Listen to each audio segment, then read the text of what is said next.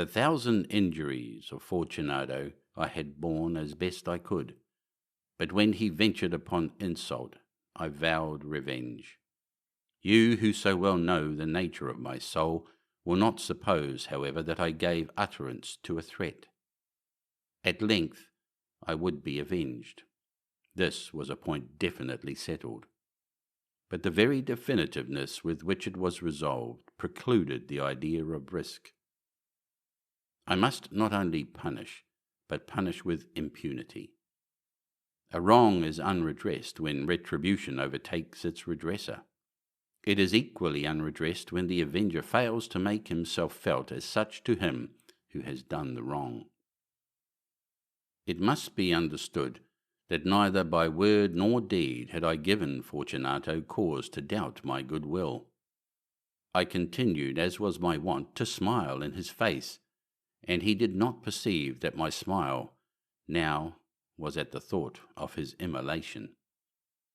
He had a weak point, this Fortunato, although in other regards he was a man to be respected and even feared. He prided himself on his connoisseurship in wine. Few Italians have the true virtuoso spirit. For the most part, their enthusiasm is adopted to suit the time and opportunity, to practice imposture upon the British and Austrian millionaires. In painting and gemmery, Fortunato, like his countrymen, was a quack, but in the matter of old wines he was sincere. In this respect I did not differ from him materially. I was skilful in the Italian vintages myself, and bought largely whenever I could. It was about dusk one evening during the supreme madness of the carnival season that I encountered my friend. He accosted me with excessive warmth, for he had been drinking much. The man wore motley. He had on a tight-fitting party-striped dress, and his head was surmounted by the conical cap and bells. I was so pleased to see him that I thought I should never have done wringing his hand. I said to him, "My dear Fortunato, you are luckily met. How remarkably well you are looking today. But I have received a pipe of what passes for Amontillado, and I have my doubts." "How?" said he. "Amontillado? A pipe? Impossible, and in the middle of the carnival." "I have my doubts," I replied, "and I was silly enough to pay the full Amontillado price without consulting you in the matter. You were not to be found, and I was fearful of losing a bargain." "Amontillado? I have my doubts. Amontillado, and I must satisfy them. Amontillado. As you are engaged, I am on my way to Lucchese. If anyone has a critical turn, this is he. He will tell me, 'Lucchese cannot tell Amontillado from sherry,' and yet some fools will have it that his taste is a match for your own. Come, let us go." "Whither?" "To your vaults." "My friend, no. I will not impose upon your good nature. I perceive you have an engagement. Lucchese, I have no engagement. Come." "My friend, no. It is not the engagement, but the severe cold with which I perceive you are afflicted. The vaults are insufferably damp. They are encrusted with nitre." "Let us go nevertheless. The cold is merely nothing. Amontillado, you have been imposed upon, and as for Lucchese, he cannot distinguish sherry from Amontillado." Thus speaking, Fortunato possessed himself of my arm.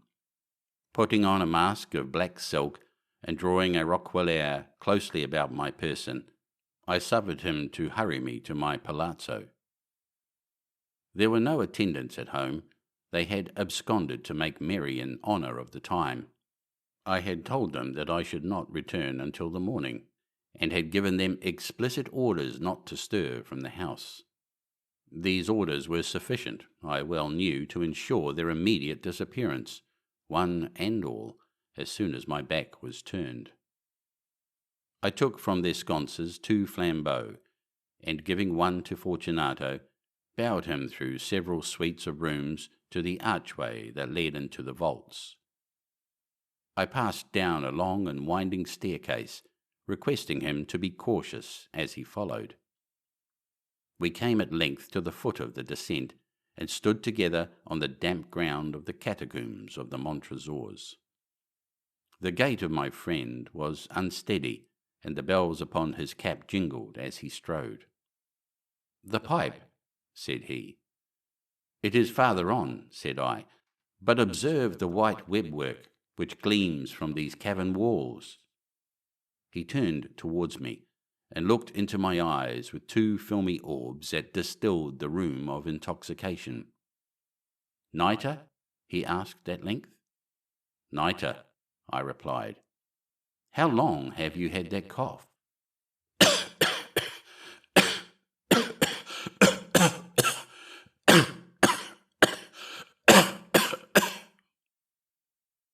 My poor friend found it impossible to reply for many minutes.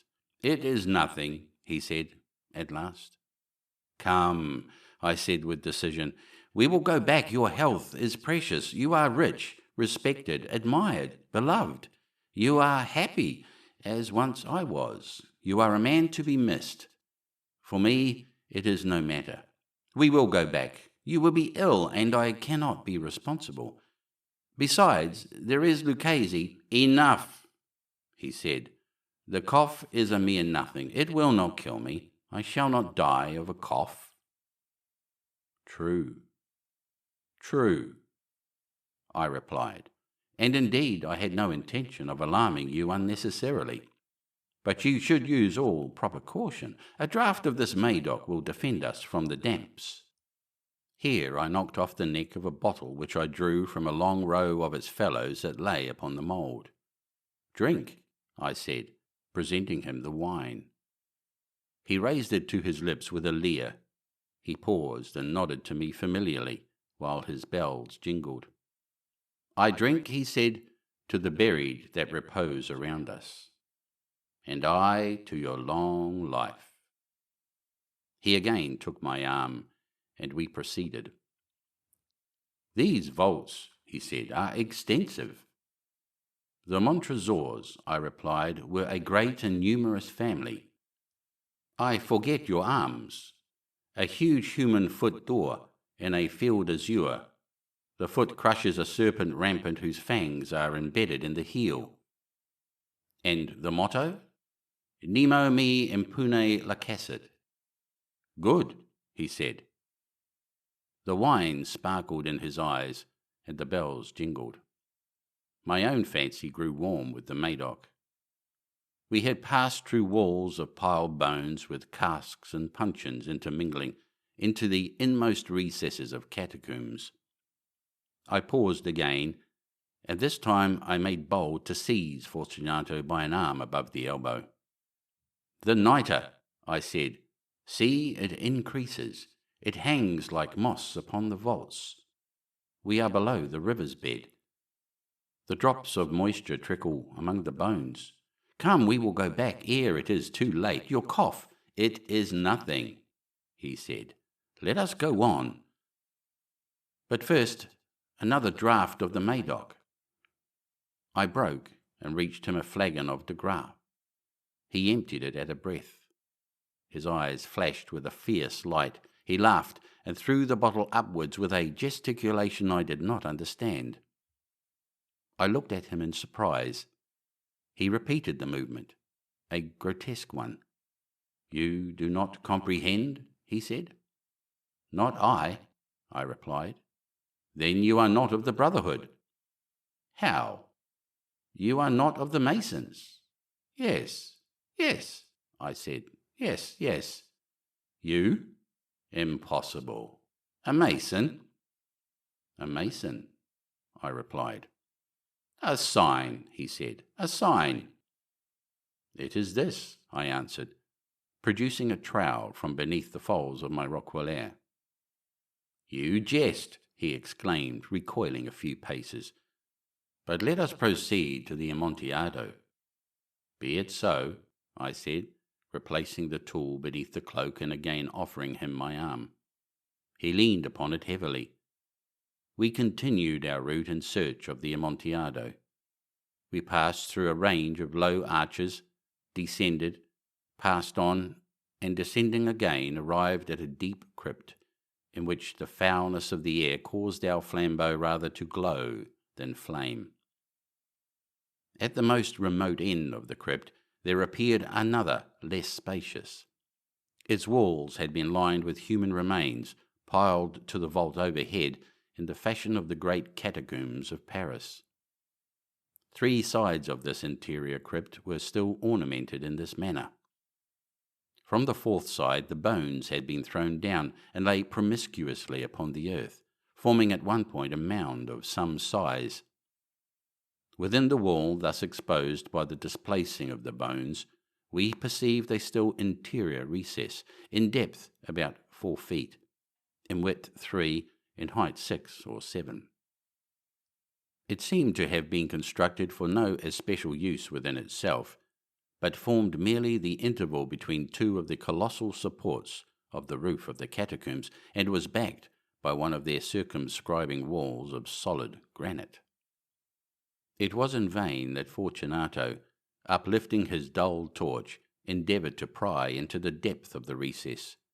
Its termination the feeble light did not enable us to see. "Proceed," I said. "Herein is the Amontillado. As for Lucchese, he is an ignoramus," interrupted my friend, as he stepped unsteadily forward while I followed immediately at his heels. In an instant he had reached the extremity of the niche, and finding his progress arrested by the rock, stood stupidly bewildered. A moment more, and I had fettered him to the granite. In its surface were 2 iron staples, distant from each other about 2 feet horizontally. From one of these depended a short chain, from the other a padlock. Throwing the links about his waist, it was but the work of a few seconds to secure it. He was too much astounded to resist. Withdrawing the key, I stepped back from the recess. "Pass your hand," I said, "over the wall. You cannot help feeling the nitre. Indeed, it is very damp. Once more, let me implore you to return." "No? Then I must positively leave you. But I must first render you all the little attentions in my power." "The Amontillado!" ejaculated my friend, not yet recovered from his astonishment. "True," I replied, "the Amontillado." As I said these words, I busied myself among the pile of bones of which I have before spoken. Throwing them aside, I soon uncovered a quantity of building stone and mortar. With these materials, and with the aid of my trowel, I began vigorously to wall up the entrance of the niche. I had scarcely laid the first tier of the masonry when I discovered that the intoxication of Fortunato had in a great measure worn off. The earliest indication I had of this was a low moaning cry from the depth of the recess. It was not the cry of a drunken man. There was then a long and obstinate silence.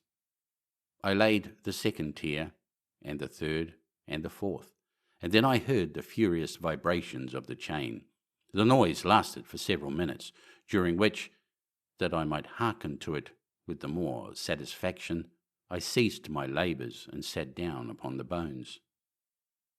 When at last the clanking subsided, I resumed the trowel and finished, without interruption, the 5th, the 6th, and the 7th tier. The wall was now nearly upon a level with my breast. I again paused, and holding the flambeau over the mason work, threw a few feeble rays upon the figure within. A succession of loud and shrill screams, bursting suddenly from the throat of the chained form, seemed to thrust me violently back. For a brief moment I hesitated. I trembled. Unsheathing my rapier, I began to grope with it about the recess, but the thought of an instant reassured me. I placed my hand upon the solid fabric of the catacombs and felt satisfied. I reapproached the wall. I replied to the yells of him who clamoured. I re-echoed. I aided. I surpassed them in volume and in strength. I did this, and the clamourer grew still.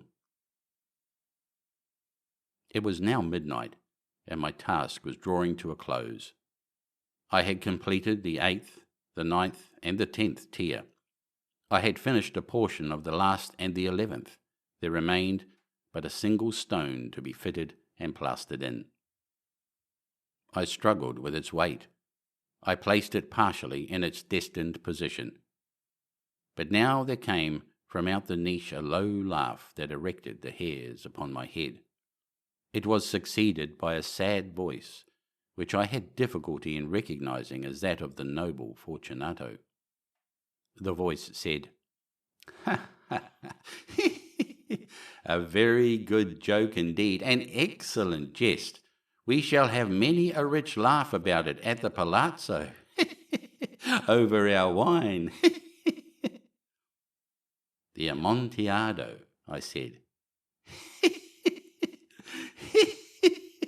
"Yes, the Amontillado. But is it not getting late? Will not they be awaiting us at the palazzo, the Lady Fortunato and the rest? Let us be gone." "Yes," I said, "let us be gone." "For the love of God, mon trésor." "Yes," I said, "for the love of God." But to these words I hearkened in vain for a reply. I grew impatient. I called aloud, "Fortunato!" No answer. I called again, "Fortunato!" No answer still. I thrust a torch through the remaining aperture and let it fall within. There came forth in reply only a jingling of the bells. My heart grew sick on account of the dampness of the catacombs. I hastened to make an end of my labour. I forced the last stone into its position. I plastered it up. Against the new masonry I re-erected the old rampart of bones. For the half of a century no mortal has disturbed them. In pace requiescat.